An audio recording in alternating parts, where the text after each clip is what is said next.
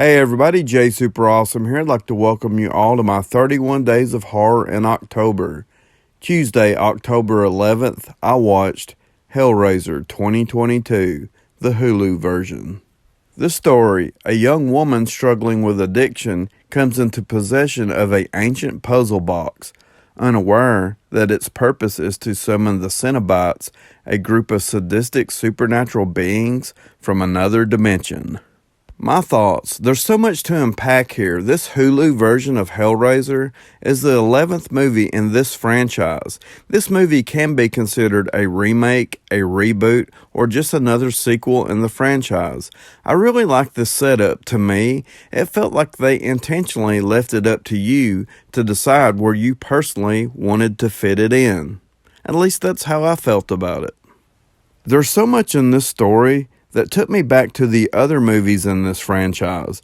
I really enjoyed all the winks and nods to the other movies, so while watching this movie and picking up on little details, it was really bringing out those nostalgic feelings I have for this franchise. I really like what they added to the lore of the puzzle box, with so many details being given in this movie about the puzzle box. It took me back to HellRaiser 4 Bloodlines and the toy maker and the origins of the box. That movie spent a lot of time on the creation of the box. This movie actually takes a lot of time to lay it all out and explain the true purpose of the box and its full potential.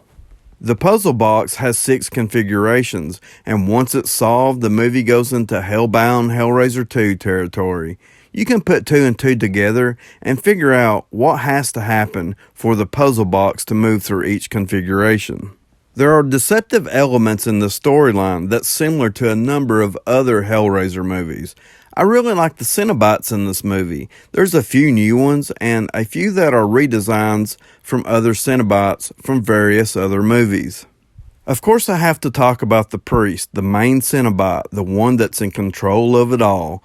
I've only seen this movie one time so far, but as of right now, I don't even see Jamie Clayton's priest character as being the same character as Doug Bradley's Pinhead character. Of course, this opinion might change over time. It's very possible that it will change. Obviously, they are very similar in appearance. I mean, they both do have pins in their heads after all. They both serve the same purpose, but they still felt different enough to consider them as 2 completely different entities. I mean, how do we know that the priest wasn't another person that went through the exact same thing as Doug Bradley's Elliot character from Hellraiser 3, Hell on Earth? And maybe that's looking way too deep into it. But that's one of the fun things about this movie to me. It seems to intentionally leave things up for you to personally decide where you want them to fit in.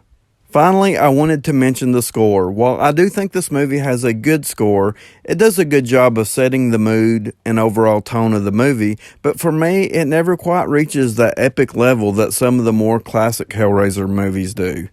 Overall, I really enjoyed HellRaiser 2022. I hope it does well so that we get more sequels. I'm going to give it an 8 out of 10, so please like, subscribe, comment below. Let me know if you have seen HellRaiser 2022, or just let me know what you think about my review. And as always, I would like to thank you all for watching.